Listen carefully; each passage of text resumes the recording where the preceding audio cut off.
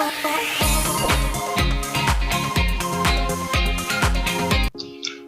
video kali ini kita akan membahas transformasi geometri yang berikutnya, yaitu tentang kurva. Nah, sebelumnya kita sudah tuntas ya mempelajari tentang transformasi geometri pada titik. Sekarang kita akan kupas tuntas bagaimana sih penerapan transformasi geometri pada kurva. Nah, di sini kurva yang dimaksud itu bisa berupa garis, kemudian bisa juga berupa lingkaran, kemudian bisa juga berupa parabola. Dan ini penerapannya juga pada semua transformasi geometri ya, baik translasi, refleksi, dilatasi, kemudian rotasi, dan juga transformasi matriks. Nah, di video kali ini kita akan membahas bagaimana sih kita mencari bayangan kurva jika ditranslasikan. Untuk penjelasan mencari hasil translasi dari suatu kurva, kita akan langsung pada contoh soalnya saja ya. Misalkan di sini tentukan hasil translasi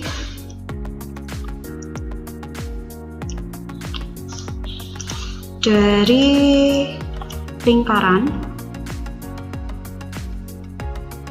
yang persamaannya L itu x kuadrat plus y kuadrat sama dengan 4, yang ditranslasikan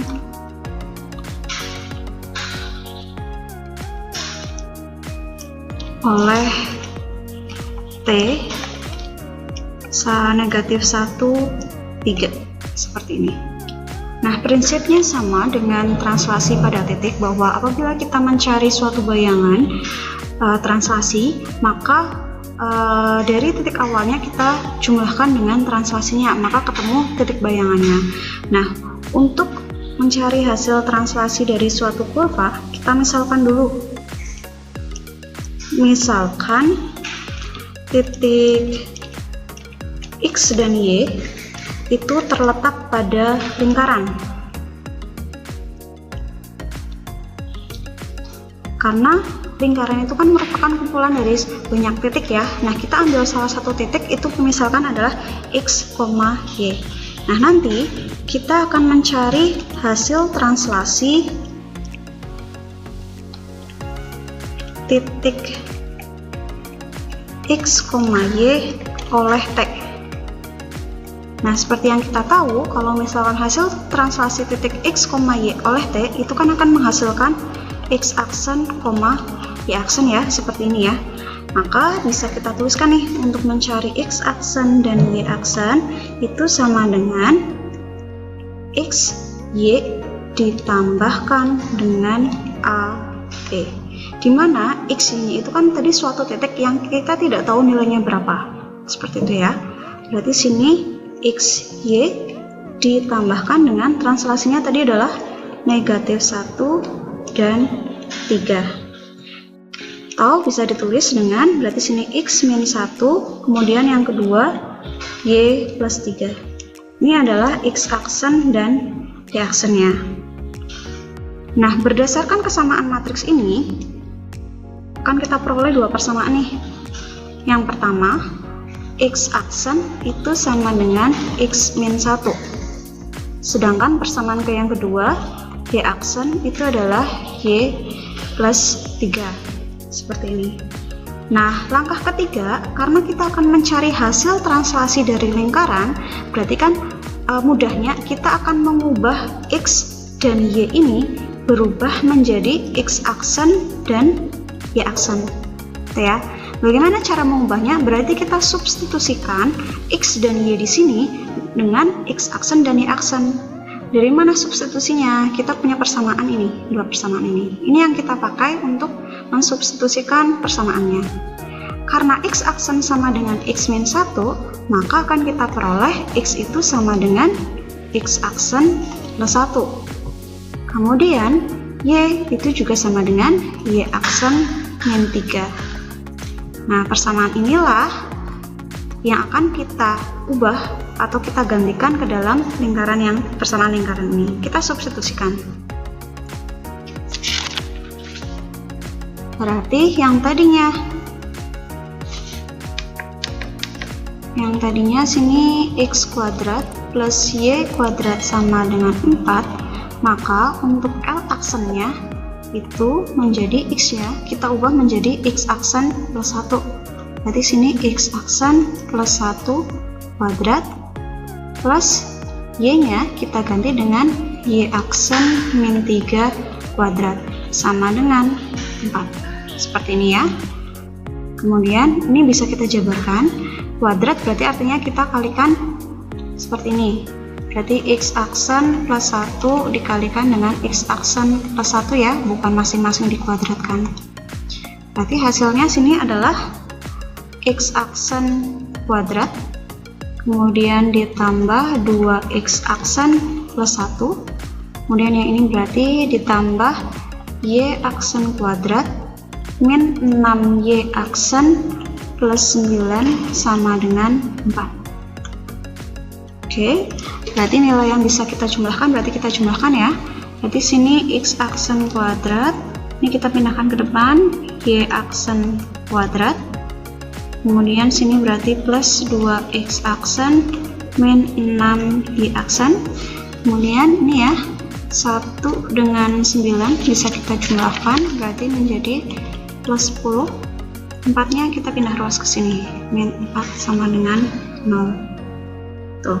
Kemudian yang terakhir berarti sini hasilnya x aksen kuadrat plus y aksen kuadrat plus 2x aksen min 6y aksen plus 6 sama dengan 0. Nah, ini berarti merupakan persamaan lingkaran dari hasil translasinya.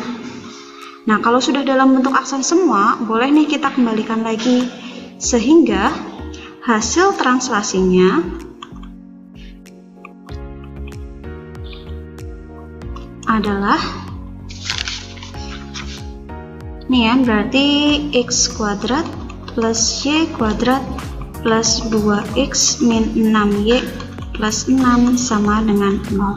Oke, berarti kalau misalkan kita sudah menemukan hasil bayangannya, sudah dalam bentuk aksen semua, yang artinya ini merupakan hasil bayangannya, maka kita kembalikan lagi x aksennya ke dalam bentuk x. Oke, seperti itu ya. Nanti kita pahami lagi dengan contoh soal yang lain. Oke, kita masuk contoh soal yang kedua ya, untuk translasi kurva. Misalkan soalnya adalah garis G yang persamaannya itu adalah 4x plus 3y min 12 sama dengan 0, ditranslasikan oleh T1 sama dengan min 3, 2, dilanjutkan translasi oleh T2 yaitu 4, negatif 3. Yang ditanyakan hasil translasi garis G. Itu berapa? Nah, di sini itu ada 2 kali translasi ya, T1 dan T2. Artinya nanti kita akan menggunakan yang namanya komposisi translasi. Ya, seperti ini. Sama halnya seperti dengan soal sebelumnya ya. Berarti kita misalkan nih, misal titik x, y itu terletak pada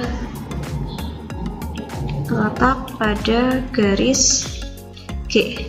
Maka nanti akan kita cari x aksen dan y aksennya. Oke. Berarti untuk mencari x aksen y aksen, kalau misalkan dia komposisi translasi, kan nilai translasinya bisa langsung kita jumlahkan ya. Berarti sini x plus a plus c, kemudian sini y plus b plus d, seperti ini. Kemudian karena dalam bentuk garis, berarti x y nya itu tetap dalam bentuk x y dan y ya.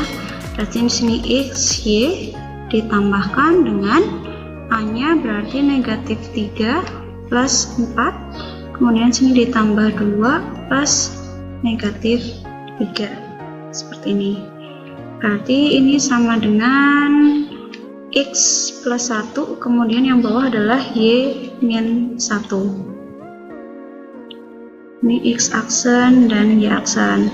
Oke, dari kesamaan matriks ini kita peroleh dua persamaan. Persamaan pertama yaitu X aksen sama dengan X plus 1, dan persamaan yang kedua Y aksen itu sama dengan Y min 1. Nah, karena akan kita, ini bukan aksen ya, tapi double aksen. Kenapa double aksen? Karena kan di situ ada dua kali translasi ya. Oke. Nah, karena kita akan mencari hasil translasinya, berarti sama aja kita mau ganti X dan Y di sini menjadi dalam bentuk X double aksen dan Y double aksen. Kita punya persamaan X double aksen itu sama dengan X plus 1, sehingga kita peroleh X itu sama dengan X double aksen min 1. Kemudian yang kedua, Y double aksen sama dengan Y min 1, sehingga kita peroleh Y-nya itu sama dengan Y double aksen plus 1. Nah, persamaan X dan Y yang ini kita substitusikan ke persamaan garis G. Ya, kita substitusikan ke persamaan garis G. Persamaan garis G-nya itu adalah 4X plus 3Y min 12 sama dengan 0. Sehingga untuk G double aksennya, hasil translasinya itu adalah 4. X-nya kita ganti dengan X double aksen min 1. Kemudian plus 3. Y-nya kita ganti dengan Y double aksen plus 1. Kemudian min 12 sama dengan 0. Oke, berarti ini kalian kalikan pelangi ya. Jangan lupa ini kalikan pelangi. Di sini hasilnya adalah 4X double aksen min 4 ditambah 3Y double aksen plus 3 min 12 sama dengan 0. Sehingga diperoleh persamaan 4X double aksen plus 3Y double aksen. Kemudian jumlahkan nih. Positif 4 plus negatif 4 plus 3 berarti negatif 1. Negatif 1, negatif 12, berarti hasilnya negatif 13, min 13 sama dengan 0. Nah, karena di sini X dan Y-nya sudah dalam bentuk aksen semua, sehingga bisa kita simpulkan.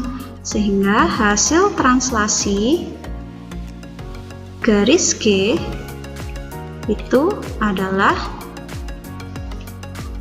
4X double aksen plus 3Y double aksen min 13 sama dengan 0. Oke, ini itu sedikit penjelasan ya tentang bagaimana kita mencari hasil translasi dari suatu kurva. Untuk pembahasan soal lain bisa kita bahas untuk mungkin soal-soal yang tipenya SBMPTN atau soal-soal lain termasuk soal ujian masuk perguruan tinggi. Mungkin seperti itu ya yang bisa dijelaskan melalui video ini.